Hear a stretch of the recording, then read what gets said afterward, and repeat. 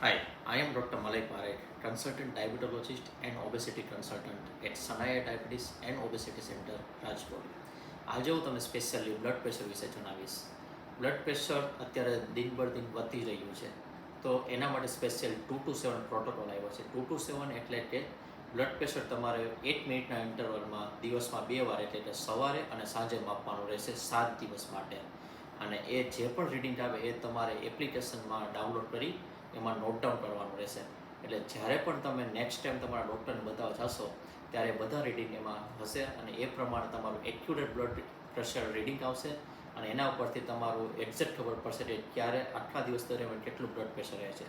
2 to 7 means એટલે કે 8 મિનિટના ઇન્ટરવલમાં સવારે 2 વાર બ્લડ પ્રેશર માપવાનું અને સાંજે 8 મિનિટના ઇન્ટરવલમાં 2 વાર માપવાનું 7 દિવસ માટે, જેથી કરીને તમે બ્લડ પ્રેશરની એક્યુરેટ માત્રા રહેશે અને તમે નિયમિતપણે સારી રીતના લાઈફ જીવી શકશો.